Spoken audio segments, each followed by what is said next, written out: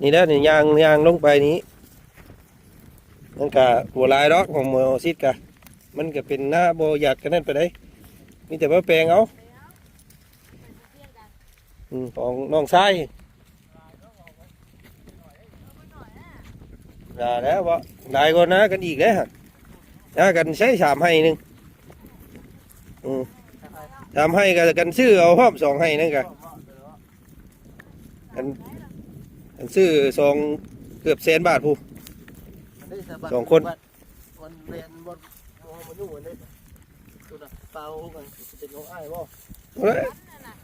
เป็นของหมอนั่นนะหมออินนะของเพิ่นนั้นเป็นบ่ได้ของเพิ่นนะนี่เด้อนี่อันนี้คันนี่ก็คำว่าอยากให้มันชื่ออนาคตอยากให้มันชื่อก็เอารถมาดันมันนี้ให้มันชื่อนี้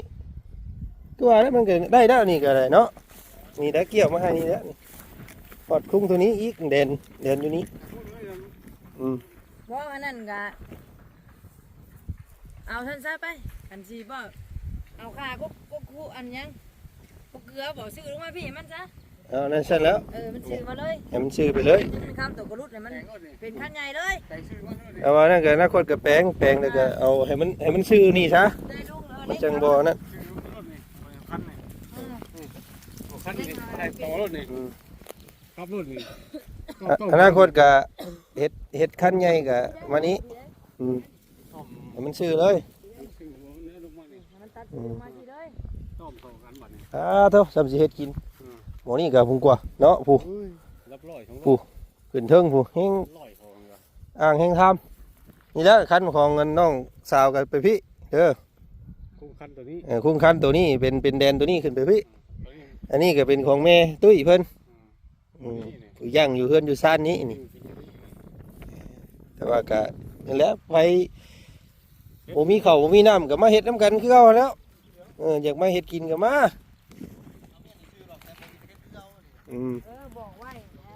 ไปบ่อยากเฮ็ดก็ไปเปลี่ยนกันเฮ็ดก็ได้ผู้ใดปีนี้บ่เฮ็ดปีนั้นหมู่นี้บ่สะดวกเฮ็ดก็เฮ็ดไปพี่เลยนี่ก็หมู่นี้ก็นี่เลยแล่นไปพี่เลยแดนตัวต้อนนี้เอาเป็นตัวแดนของน้องเด้อแล้วก็ให้ฮุบหูกันกี่ตัวแม่ว่าจะให้เอาคันนี้ให้หมูซิดมันก็น้อยโพดว่าเนาะบอกตะกี้เราก็บอกอยู่ให้หมอน้องชายอยู่พี่เด้อเราให้หมอซิดนั้นได้จังแปลงให้มันเราก็โอเคอยู่บ่ทั้ง2 คนโอเคอยู่เนาะสักขี่พยานกับป้าลุงนี่แล้วนี่อยู่เพิ่นก็เบิ่งน้ำกันอยู่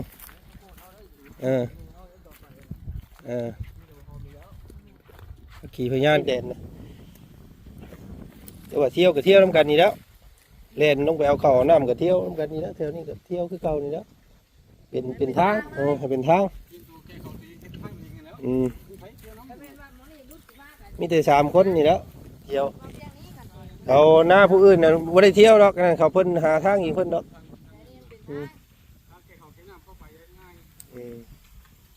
ง่ายเล่นออกทางพุ่นก็เลยก็ได้พุ่นกันเฮ็ดไปเลย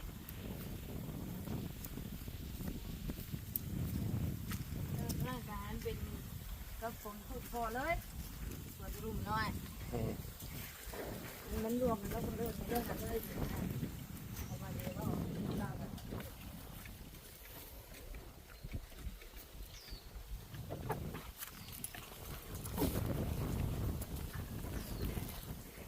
พี่น้องกับทักทายสบายดีเนาะบ่เป็นพี่น้องกันหมดสุขุสุคนมื้อนี้พี่น้องในทางบ่อจันเนาะในนามไอ้กกเนาะเป็นผู้ใหญ่ในเฮือนว่าซั่นซะพี่น้องเนาะกับมา4 จุดเนาะ4 จุดพูดหน้าทางตัวเมย์เพิ่นได้บอกแล้วพี่น้องให้เพิ่นว่าให้พาน้องๆเพิ่นไปปั่นกันเองรถว่าซั่น เนาะแต่ว่าแม่เพิ่นก็เห็นดีนำอาจารย์ว่าเอาหม่องนี้เนาะลงไปพุ่นแล้ว ซื้อลงไปให้หน้าพุ่นแหละพี่น้องลงไปห้วยพุ่นแม่นเบิดเนาะของน้องชายเนาะแปลงเอาอย่าให้มันงามก็ได้พี่น้องเอ้ย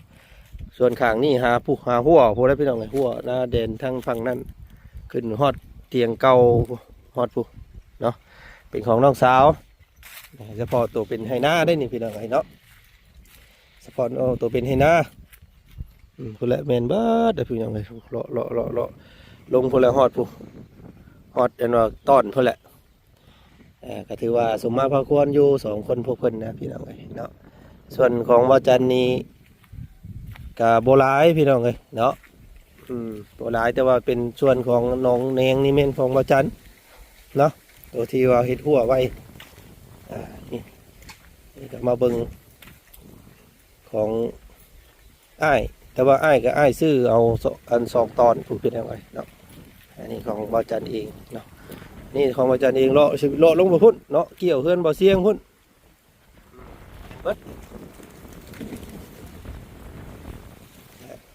แบ่งเอาหน้า3ให้4ให้ทางของบริการเองนะพี่น้องเลยเนาะ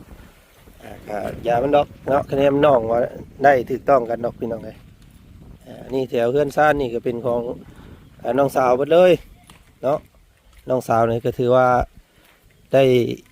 พูดทั้งพ่อทั้งแม่อยู่นี่เบิดเลยเนาะกับหลายๆว่าสันซะอยู่เพื่อนอยู่ซ่านแต่ว่าเบิ่งพ่อเบิ่งแม่ก็เบิ่งน้ำกันคือเก่าแล้วพี่น้องไอ้คือเห็นนี่แล้วเนาะปินปัวเบิ่งเพิ่นจนเพิ่นบ่อยู่น้ำพุ่นแล้วว่าซั่นซะก็เบิ่งน้ำกันคือเก่าเนาะ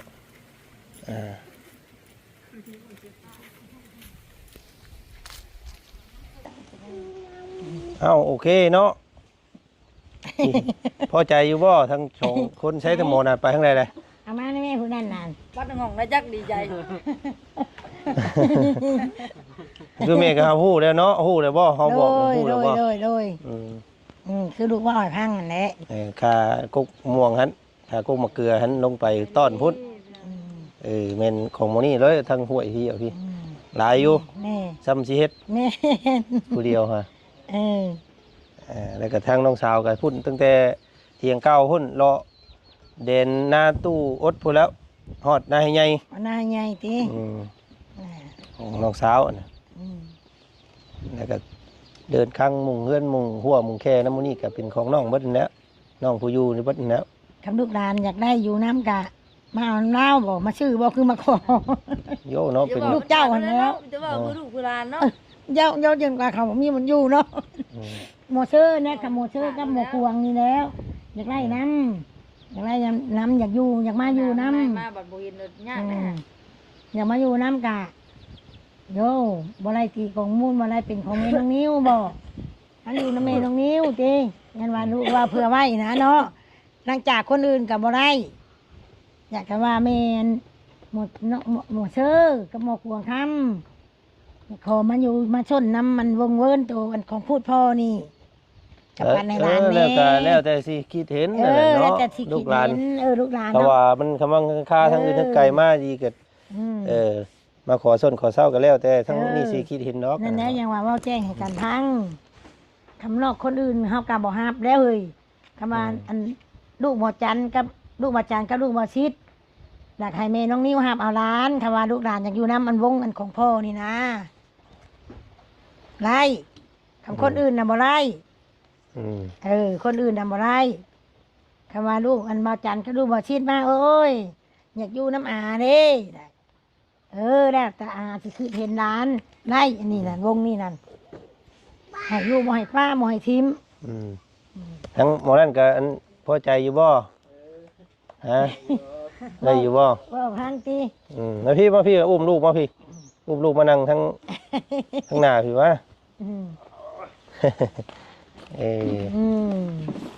นี่แหละลูกเมียบ่ได้เพิ่นบ่ได้ไปย่างเบิ่งน้ำบ่สักกี้นี่บ่ได้ให้เพิ่นเบิ่งน้ำแล้วก็พาลูกพาเมียเจ้าย่างเบิ่งน้ำเด้อบอกซี่บอกน้ำว่านี่แหละเพิ่นพ่อแม่ไอ้เพิ่นปันให้เนี่ยดวงลายอยู่บ่ว่าเป็นยังไงก็ ซ้ำอยู่ว่าสวนกาแฟเฮาจังซั่นซี่ก็เว้าถามเพิ่นนะว่าเนาะ เดี๋ยวยันเลย อันนี้บ่สิฮู้ด้วยตัวเองบ่สิฮู้ได้แล้วบ่ ได้มา กระย่างพุ่นแล้วสิบอกเพิ่น อืม ว่าเท่านั้นสำนั้น อืม อันนี้ของเฮาสิก็บอกกัน นั่นคือรถจะขายอันนี้มือชื่อกาแฟทั้งนั้นรถ อ่า มันหอมรถโอ้ยมันบ่ช้ำหน้าเฮาแต่นั่นช้ำว่าได้โอ้ยได้เนาะ อ่าว่าเพิ่นก็เมื่อไปเบิ่งอีกว่า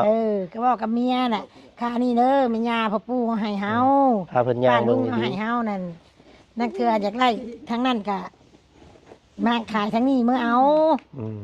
บ่ได้เป็นหยังแม่บ่ได้ว่าหยัง บ้าพี่นี่ อืม ข้านมากินข้านมาเฮ็ดก็ ข้านมาเฮ็ดติมาแบ่งมาหยังจิกเมื่อเพิ่นก็แล้วแต่แล้วเนาะเพิ่นเอาให้เบ่เลย เอาให้เด้อวันนี้นั่น ทุกพ่อเพิ่นก็คือสิรับรู้นํกันอยู่เพราะว่าตอนนั้นเราก็บอกอ้ายอยู่ว่า เขาบอกกับอ้ายเองดอก เพิ่นว่าทางนี้น่ะพี่สิว่าให้หมอน้องชายโตเพิ่นว่าเรามาก่อนมาคบกันก่อนจังสิบอกลาวเพิ่นว่านะก็สิถึกตามแล้วบอกอยู่ดอกเท่านั้นก็ได้อันนี้ก็พูดอ้ายก็ซ้ำที่ชุมเจ้าเห็นนี่แล้วเนาะตา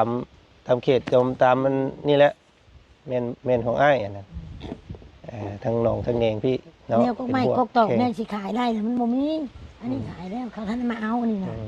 เป็นขายไปแล้วอันนี้ก็ดูนี่ก็ ก็รู้นี่ ขายตั้งแต่สมัยอ้ายยังเฮียนพุ่นนั่นก็ แม่น ให้ตู้อันนั้นเพิ่นตู้คันเพิ่น อืม ว่าสิตามซื้อเอาอยู่นี่ก็แต่ว่าจักเพิ่นสิขายเท่าไหร่จักแล้วยาแล้ว ย่าแล้วดูย่าแล้วห้องยามเพิ่นมาเอาไก่เพิ่นเอาน่ะย่าแล้ว เพราะคำว่าเพิ่นจะขายก็ เออ เพิ่นเว้ามา ถามรถต่อไป จักสิมีจักสิหยังทางในนั่นแต่ว่าเพิ่นเว้าผ่านๆน้ำหูแม่นี่เพิ่นว่า20,000ปลาย อืม ซื้อที่5,000บริษัท 6,000 มันใหญ่แล้วมันเป็นราคาคือว่านะ ถ้า เพราะคำว่า20,000ซื้อคืนอยู่ แล้วว่า20,000ปลายแล้วว่าแล้วว่าตอนนั้นแหละมันผ่านอยู่หรอก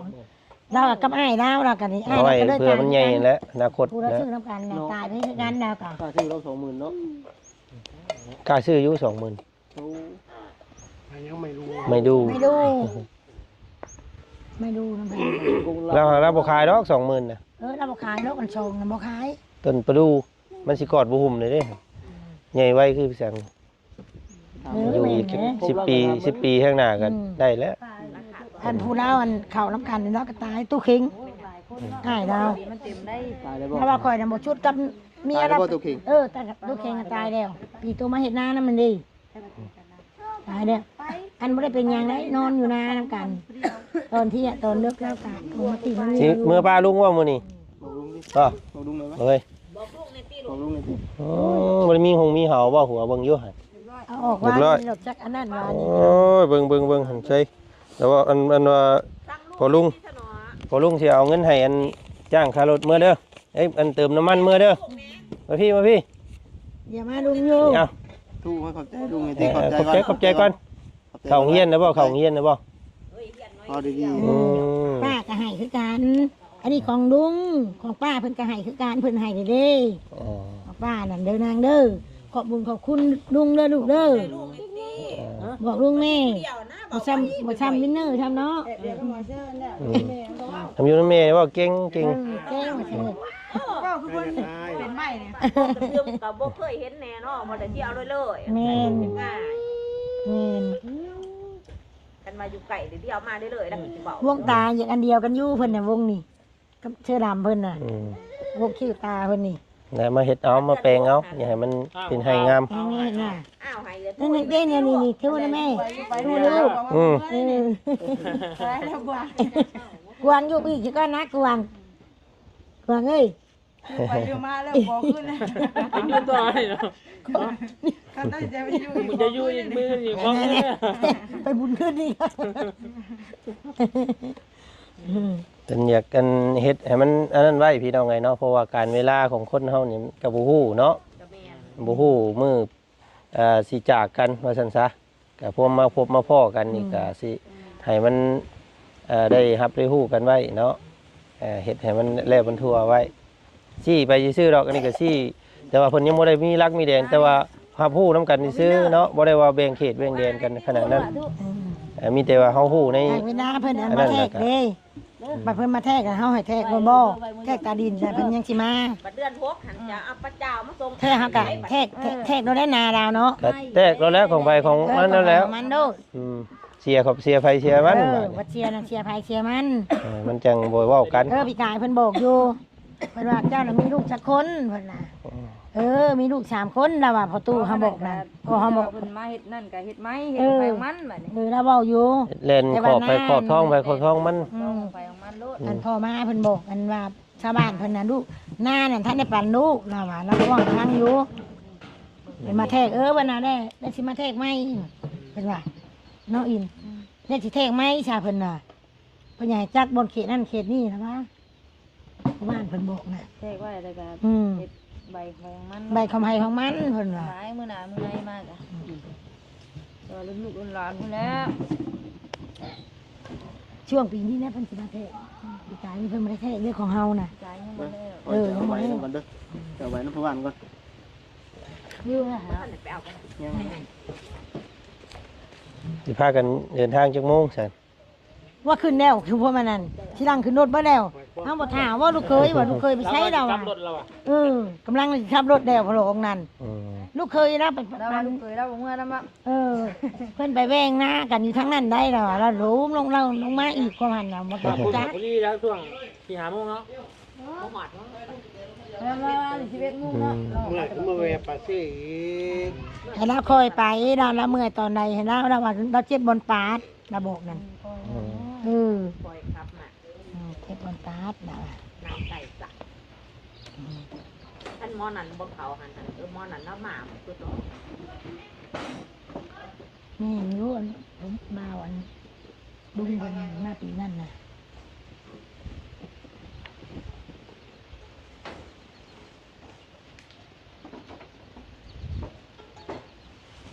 ขอเมื่อเพื่อฮอด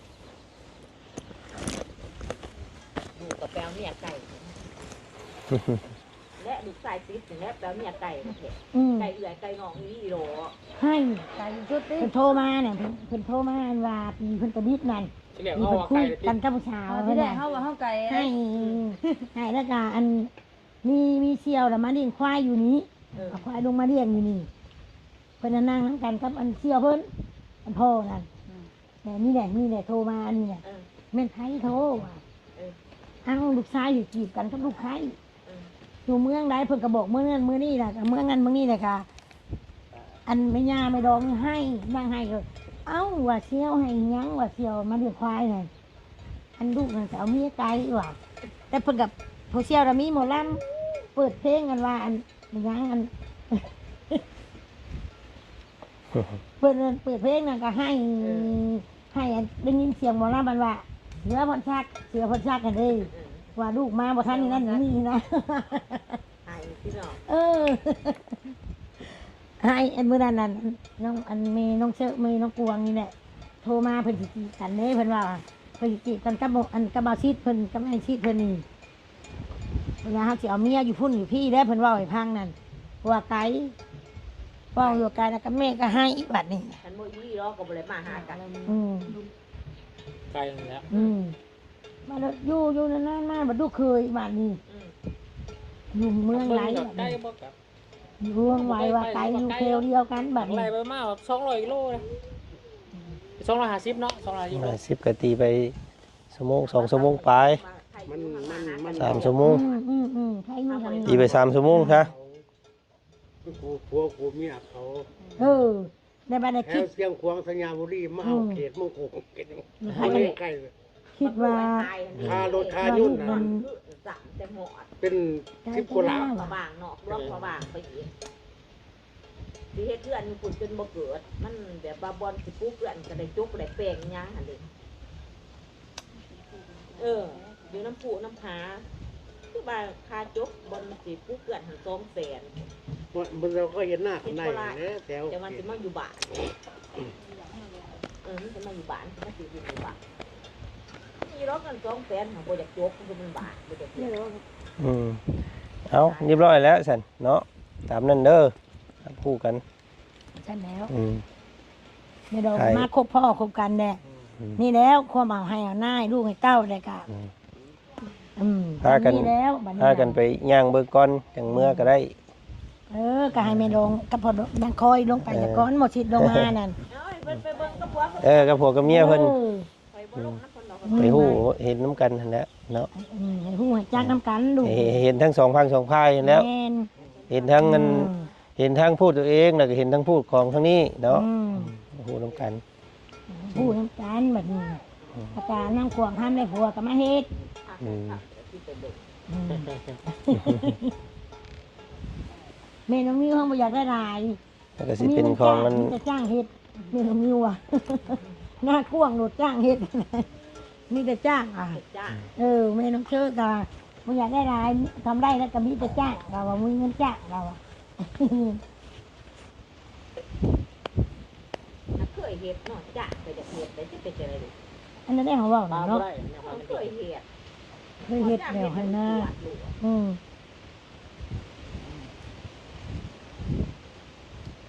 มันอันให้หน้ามันอยู่หม่องแม่งใครอยู่จ้าบัดมันพวงมันขวางมันให้หน้าน่ะ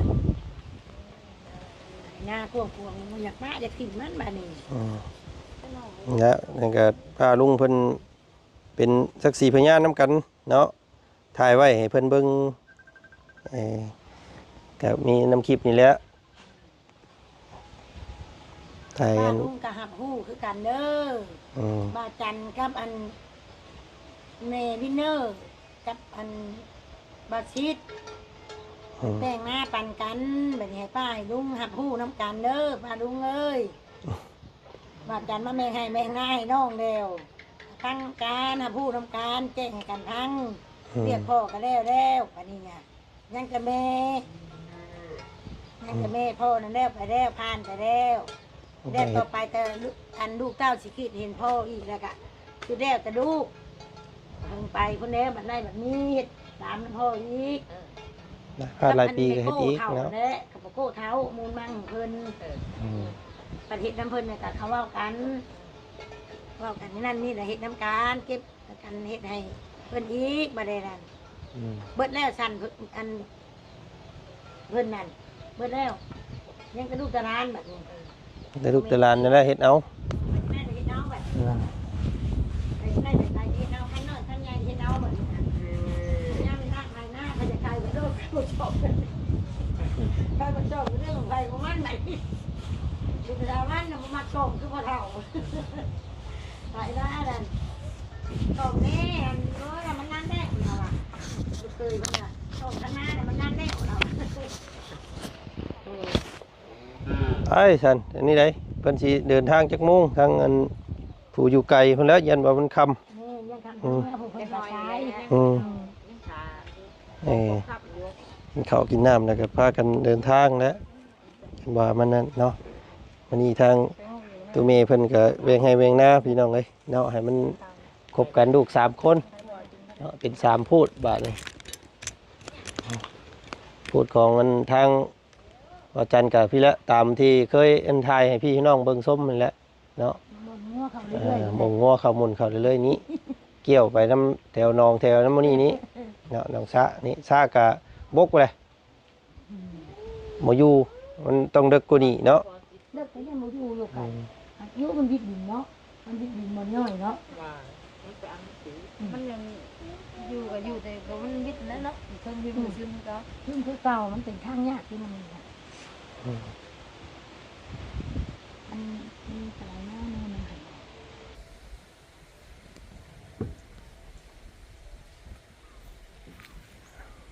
เนาะก็โอเคพี่น้องเลยเนาะวันนี้ก็ได้เรื่องเล่าวที่มันเกิดขึ้นกับครอบครัวของบ่อจันให้พี่น้องเบิ่งส้มอีกรอบหนึงเนาะคือการแบ่งให้แบ่งหน้านี่แหละพี่น้องเลยเนาะส่วนของบ่อจันก็สิเป็นโคกหนองหน้าของบ่อจันนี่แหละพี่น้องเลยเนาะเป็นหัวเป็นส่วนนี้แล้วก็แถวๆนี้แหละนี่พี่น้องเลยเนาะแถวริมตีนบ้านนี้พี่น้องเลยเนาะนาก็1 2 3 4ให้พี่น้องนะของบ่อจันเนาะก็เลี้ยงดอกพี่น้องเลยเนาะก็ในลายก็แต่ละผู้แต่ละคนก็เอาไปน้ำบ่ได้สันซะเดี๋ยวไว้ก็เดี๋ยวดินเตรอนนี่แหละพี่น้องเลย เนาะแต่ก่อนก็เป็นพูดอันเดียวเนาะของตู้เมพี่น้องเลยนะครับที่นี่ก็แบ่งเป็น3บาทเนาะ3กก3หม่อง3บอนพอลูก3คนพี่น้องเลยเนาะคือตู้พ่อกันนี่แหละเนาะในให้นาตากะกับบัดเสียไปแล้วกับแล้วเนาะมีหยังเสียไอ้เตโตคือเก่าเนาะเอิ้นเอาเด้อกินเด้อกับผ้าเข่าก็ยังคือเก่าแหละพี่น้องเอ้ยโอ้ยสิว่าแนวใดเอาวันนี้ก็ถ่ายทำให้พี่น้องเบิ่งส้มพอสำนีก่อนพี่น้องทางว่าจันกันเนาะเดี๋ยวเบิ่งส้มกันไหมอีกคลิปหน้าสำหรับให้หน้าตากะหัวสวนของว่าจันเองนี้เนาะก็สิเป็นของทางแม่น้องเชื่อผู้ใดพี่น้องเอ้ยเนาะคำว่าจันบ่อยู่ก็ได้สิเป็นของทางแม่น้องเชื่อเป็นของน้องเชื่อเพิ่นแหละพูดของแม่น้องเชื่อเพิ่นก็มีเนาะทางหน้าเพิ่นผู้อันนี้ก็นี่แม่นเบิดเนาะของว่าจันอันนี้ส่วนมื้อนี้ก็ขึ้นเป็นของว่าจันเบิดเลยเนาะก็ทางของว่าจันเองก็ซื้อเอาพี่น้องเอ้ยซื้อเอาก็ตกเป็น100,000 บาทผู้ใดเนาะให้เฉพาะให้ตัวทางเข้านี่เป็น2พูดตะกี้ทั้งตุพอกับเมตู้สวดเพิ่นแบ่งขายที่นี่ละเพิ่นหาซื้อคืนบาดนี้พี่น้องว่าจันกะเนาะเพิ่นขายตอนละ50,000ว่าจันกะพรเอาน้ำเพิ่นจนเบิดแล้วเนาะกับเฉพาะให้นั่นน่ะบ่ไล่ละบ่ไล่เป็นมูลนะเป็นมูลของว่าจันซื้อเองอันนั้นพี่น้องเอ้ยเนาะ 2 บอน100,000 บาทพี่น้องเอ้ยเนาะครับเพราะว่าย่านว่ามันบ่อยากให้มันตกเป็นของผู้อื่นนี่แหละเนาะบ่อยากให้มันเป็นของเงินชาวบ้านให้มันเป็นของทางมูลมังของสมเฮาว่าซั่นซะก็เลยตามซื้อคืนนี่ให้ตัวนี้พี่น้องเอ้ยเนาะให้ตัวนี้นี่เฉพาะตัวนี้นี่ครับซื้อคืนเลยแล้วก็บ่มีไผมาญาติมายิงบาดนี่พี่น้องเอ้ยเนาะมีแต่เป็นของทางของเฮาของบ่จัดพี่น้องเนาะโธ่ทางนี้คนสวนเพิ่น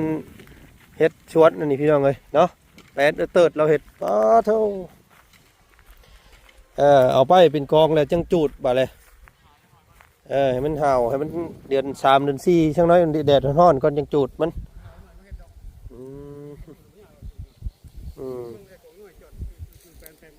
โธ่แปลนคักปัญญังบัดเนาะถักคักเด้ออนามัยเสียแต่ว่ามันบุยูน้ำพี่น้องเลยขางนั้นน้ำเอากกกระเสกนั้นบ่กองใส่กกกระเสกว่าแล้วมันยันจูดยันมันตายมันเกิดแล้วก็ให้มันเป็นอันซะหยัดหยาลายเนาะพี่นาเนี่ยต้องฉีดเอาพี่นาฉีดคุ้มไม่รู้เนี่ยยาขาวหยาด้วยช่วงนี้ฉีดไว้ตามพวกมาฉีดทางไว้เลยบ่ให้มันมีเอาพี่น้องเลยก็โอเคเนาะให้ทางอ้ายเพิ่นผลบัตรถะเนาะต้นไม้ต้นตอกให้เพิ่นฮดให้กินน้ำกันแล้วมันมากับซุ่มเขาเจ้าคอยนี่แล้วกินเงินว่านั่นดอกปลูกไว้ใหญ่มากอะซุ่มเจ้านี่แล้วกินก็ได้มีไฟเบิ่งน้ำกันมองมันนี่มันมาอยากกินเห็นว่าสิหามไว้คงไว้ขายแค่ในซี่ผมเห็นดอกนี่เด็กพี่น้องลังเกาะออกเนาะยังนี่ใครจะหมากเนาะต้นมาเลยพี่น้องเลยต้นโยโมจับเนาะอิ่มร้อยว่าเพิ่นว่าอิ่มร้อยผสมอีหยังก็มาสีดนะหมากเงาะเพิ่นว่า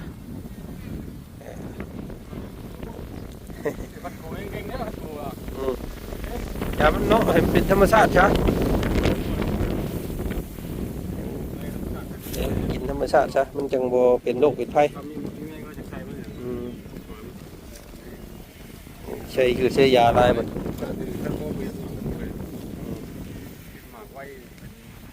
สนายเอาไม้ค้ำไว้เพื่อได้นี่ ใช่แล้วนะไอ้ข้าวปูก็มาจอด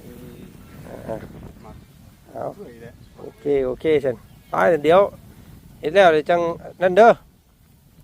จังสิมาเบิ่งบ่แล้วไม่ ไม่ยากหรอกนะ อืม ไม่ให้ไม่ยากหรอกไปเร็วเล่มนะ เออ วันนี้จะไปนะ เอาเท่านี้แหละเป็นคนสวนเผาอยู่นี่พี่น้องเอ้ย ได้ เอาเล่านี่ได้สีคือไงแต่ก่อนเพิ่นก็อยู่ให้อยู่หน้าน้ำพี่น้องเอ้ยทีนี้แล้วก็ยังบ่ไปใช้อยู่มาเป็นคนสวนให้คือเก่า ไปพี่น้องเนาะก็ตัวลาก่อนคลิปนี้เจอกันใหม่เด้อคลิปหน้าคลิปนี้ขอลำลาแล้วพี่น้องเนาะไปส่งทางน้องนุ่งเพิ่นขึ้นรถขึ้นล่างก่อนบาทที่นี่เนาะ